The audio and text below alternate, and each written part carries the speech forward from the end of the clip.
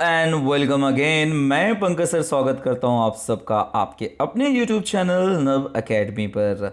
भैया ये है सुपर संडे 5.1 हो चुका, 5.2 भी हो चुका, अब बारी है 5.3 की।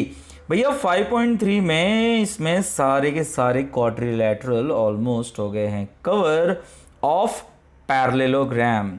तो 5.1 की एक छोटी सी बात याद कर लीजिए, वहाँ पर हमने कुछ ऐसा चार्ट बनाया था टाइप्स ऑफ क्वाड्रिलैटरल के बारे में, जिसमें आपने देखा पैरेललोग्राम और non parallelogram.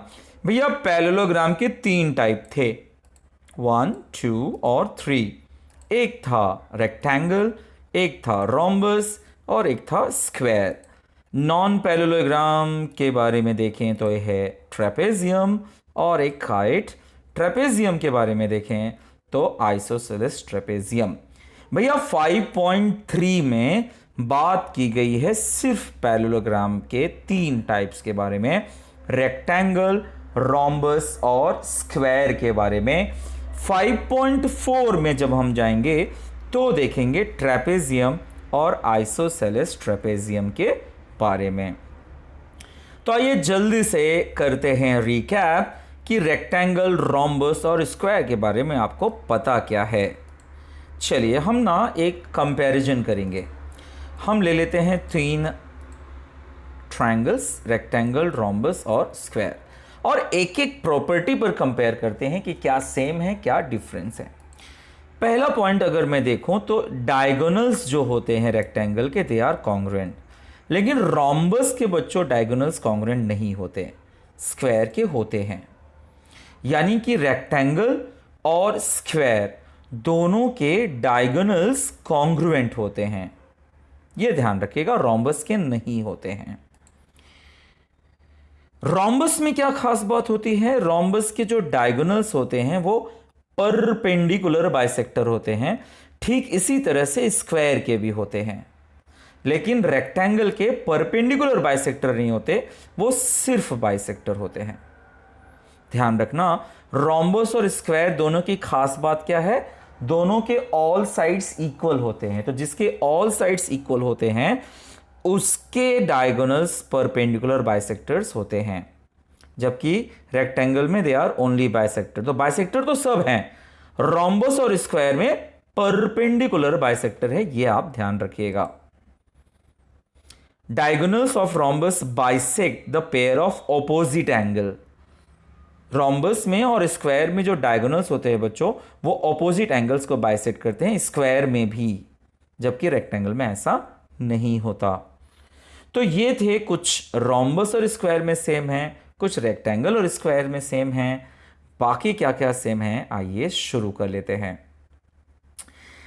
Diagonals of rectangle ABCD intersect at point O। अगर AC 8 है तो फाइंड आउट करो BO, और CAD अगर 35 है तो फाइंड करो ACB। भैया आइए अज्यूम कर लेते हैं कि क्या कहना चाहता है क्वेश्चन। ये एक रेक्टेंगल है ABCD, ये उसके डायगोनल्स हैं जो O पर कट कर रहे हैं। ठीक है, बातों को धीरे धीरे समझते हैं। सबसे पहले हमें फाइंड आउट करना है BO। तो बच्चों जब AC 8 दिया है तो इसका मतलब BD भी 8 होगा, और डायगोनल्स बाइसेक्ट करते हैं रेक्टेंगल के, तो जब BD 8 होगा तो BO क्या होगा, 8 का हाफ यानी कि 4। देखिए AC 8 है और ABCD रेक्टेंगल है, तो डायगोनल्स तो कॉन्ग्रुएंट होते हैं, मतलब BD और AC इक्वल होंगे, इसका मतलब BD 8 होगा। प्रॉपर्टी कहता है कि diagonals of rectangle bisect each other, इसलिए जो BO होगा वो BD का हाफ होगा, यानी कि 8 का हाफ होगा, यानी कि 4 centimetre. First part is done बच्चों, BO हो गया। अब बात करते हैं CAD की। CAD है बच्चों 35। हमें पता लगाना है ACB कितना होगा। अरे भाई बड़ा इजी क्वेश्चन है, आप ध्यान दीजिए बच्चों कि रेक्टेंगल भी तो एक पैरेललोग्राम है, मतलब ये और ये पैरेलल है। पैरेलल है तो AC ट्रांसवर्सल है, और ये जो ट्रांसवर्सल है देखिए ना, एक Z जैसी आकृति बना रही है, मतलब ये अगर 35 है तो ये भी होगा 35, जिसको हम कहेंगे अल्टरनेट एंगल्स। तो opposite sides of rectangle are parallel, तो इसका मतलब हुआ कि AD is parallel to BC और AC उसका ट्रांसवर्सल है, इसलिए ACB इक्वल होगा CAD को by alternate angle. So therefore ACB हो गया 35। था ना बहुत इजी, बहुत बहुत इजी है बच्चों। स्टार्टिंग के प्रॉपर्टीज आप याद रखिए, तो इसमें आपको तकलीफ जरा भी नहीं आएगी। चलिए देखते हैं next sum. In a rhombus PQRS, PQ is 7.5, then find QR।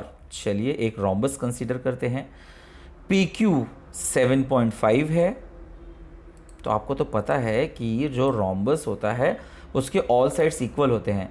तो अगर ये 7.5 है बच्चों, तो ऑटोमेटिक QR भी 7.5 होगा, और QPS 75 है, तो PQR देखिए ये होगा adjacent angle. Adjacent angle supplementary होते हैं और ऑपोजिट एंगल्स कॉन्ग्रुएंट होते हैं।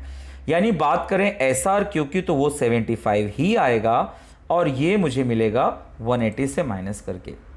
तो फिलहाल तो ये सारी जानकारियां हैं गिवन रोम्बस के बारे में। आइए एक एक करके फायदा उठाते हैं। सबसे पहले QR, तो वो 7.5 ही होगा, और ये 180 में से जब आप माइनस करोगे तो 105 आएगा, और ये 75 आएगा। ये सारे काम होने वाले हैं, ये हमारे आंसर के पार्ट है। आइए देखते हैं।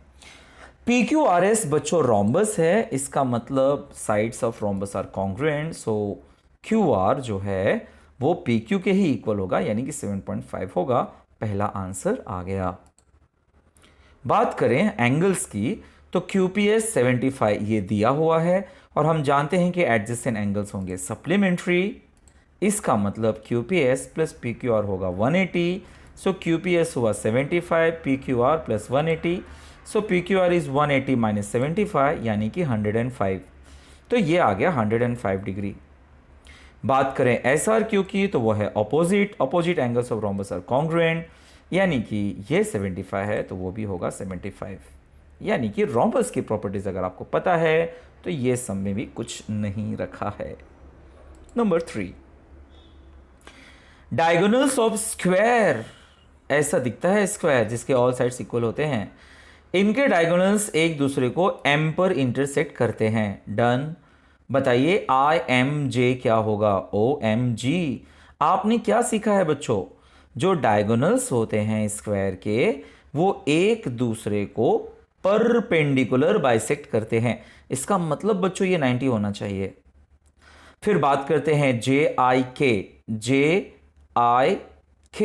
आपने और एक प्रॉपर्टी सीखी है कि जो डायगोनल्स होते हैं रोम्बस के और स्क्वायर के, वो ऑपोजिट एंगल को बाइसेक्ट करते हैं। तो भैया ये एंगल है 90, तो बाइसेक्ट करेगा तो मतलब ये आ जाएगा 45।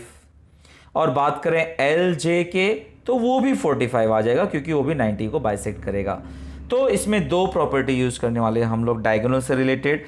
एक तो ये कि डायगोनल्स एक दूसरे को परपेंडिकुलर बाइसेक्टर होते हैं, और दूसरा ये कि डायगोनल्स ऑपोजिट एंगल्स को बाइसेक्ट करते हैं। चलिए शुरू करते हैं। आजा भाई, ये आ रहा है, ये आ गया सॉल्यूशन।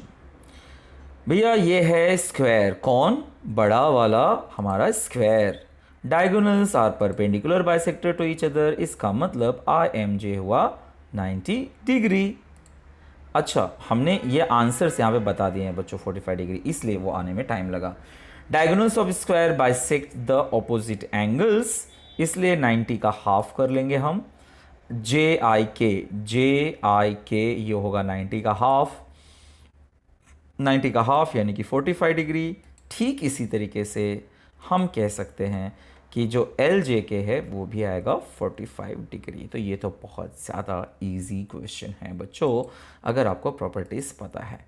ये कुछ एक सम है जो अच्छा सम है, सिर्फ अच्छा है, डिफिकल्ट नहीं है। को एक रोम्बस है जिसके डायगोनल्स 20 और 21 रिस्पेक्टिवली हैं। तो मैंने थोड़ा समझने के लिए, इजी होने के लिए इस तरह से क्वाड्रिलेटरल ड्रॉ किया है, ताकि आपको ये समझ में आए कि डायगोनल्स परपेंडिकुलर बाइसेक्टर होते हैं रोम्बस में। अच्छा, दूसरी बात, जो परपेंडिकुलर बाइसेक्टर होते हैं, मतलब बच्चों सपोज ये 20 है तो 20 का हाफ ये 10 होगा, है ना। एक तो क्वाड्रिलेटरल के सारे साइड्स इक्वल होते हैं, फिर ये भी इक्वल होगा इसको, और ये होगा इसको इक्वल, 1 2 3 1 2 3, ठीक है, और एम पर कट कर रहे हैं। तो ये तो पोजीशन है हमारी। चलिए अब हम लोग क्या करते हैं कि कंसीडरेशन ले लेते हैं कि A B C D rhombus है, तो हमने मान लिया भैया कि जो ए सी है वो है 20 और जो बी डी है वो है 21। अब परपेंडिकुलर बाइसेक्टर होते हैं, इसका मतलब पहली बात तो ये 90 डिग्री, दूसरी बात ए सी जब 20 था तो ए एम क्या होगा 20 का हाफ यानी कि 10, और बी एम क्या होगा बी डी का हाफ यानी कि 10.5। अब बच्चों इसमें लगा देंगे हम पाइथागोरस, किसमें, ए एम बी में, उसमें एक 90 डिग्री है, पाइथागोरस थ्योरम लेंगे तो ए बी का square is equal to A M का स्क्वायर प्लस बी एम का स्क्वायर, वैल्यूज़ रखा, एडअप किया, स्क्वायर रूट लिया, 14.5 आ गया। तो जो बच्चों ए बी का आंसर आ गया तो लास्ट में पूछा क्या है, उसने पूछा है पेरीमीटर। तो perimeter is nothing but sum of all sides. Rhombus में तो ऑल साइड्स इक्वल होते हैं, इसका मतलब जब एक साइड मालूम पड़ गया तो उसको आप 4 से कर देंगे मल्टीप्लाई, तो जब 4 से करेंगे मल्टीप्लाई तो आपको आ जाएगा इसका perimeter. So perimeter of quadrilateral ABCD is 4 into side यानी कि 4 इंटू 14.5 यानी कि 58 सेंटीमीटर। तो बच्चों इस तरह से इसमें पाइथागोरस अप्लाई करना था। क्यों अप्लाई करना था, क्योंकि जो डायगोनल्स होते हैं वो एक दूसरे को परपेंडिकुलर बाइसेक्टर्स होते हैं। लास्ट क्वेश्चन बच्चों आपकी बेसिक को टेस्टिंग है, तो उसके पहले आप थोड़ा जान जाइए आपका बेसिक। पैरेललोग्राम में अगर हम इस तरह से समझें कि पैरेललोग्राम के 2 मेन टाइप है, रेक्टेंगल और रोम्बस, और इस तरह से ये देखिए मैं आपको ये बताना चाहता हूँ कि हर स्क्वायर रोम्बस होता है क्योंकि स्क्वायर के ऑल साइड्स इक्वल होते हैं, हर स्क्वायर रेक्टेंगल होता है क्योंकि ईच एंगल 90 डिग्री होता है। तो every square is a rectangle, every square is a rhombus, and चाहे स्क्वायर ले लो, चाहे रेक्टेंगल ले लो, चाहे रोम्बस ले लो, दे ऑल आर पैरेललोग्राम। तो ये जो एक ट्री डायग्राम बना दिया है बच्चों, तो ये आपको समझने के लिए हो गया, मतलब रीजन मैंने इन शॉर्ट यहाँ पर दे दिया है। तो चलिए समझने की कोशिश करते हैं कि ये ट्रू है या फॉल्स है। Every parallelogram is a rhombus, नहीं बच्चों उल्टा, every rhombus is a parallelogram, but हर पैरेललोग्राम रोम्बस ही नहीं होता भैया, पैरेललोग्राम के और भी बहुत सारे पुत्र हैं, उनके और संतानें हैं, तो ये हुआ false. Every rhombus is a rectangle, कहीं दिख रहा है रिलेशन, नहीं नहीं नहीं, मतलब false. Every rectangle is a parallelogram, yes every rectangle is a parallelogram, so true. Every square is a rectangle, yes every square is a rectangle. Every square is rhombus, every square is a parallelogram, square तो सब होता है भाई, so it's a true. Every square is a rhombus, yes absolutely true. Every parallelogram is a rectangle, no not true, यहां से possible नहीं है, यहां से पॉसिबल है, so it's a false। तो इस तरह से with basic and everything concept के साथ हमारा 5.3 भी हो गया कंप्लीट। तो करिए इंतजार 5.4 का, लौटता हूं थोड़ी ही देर में, तब तक के लिए टेक केयर, बाय बाय।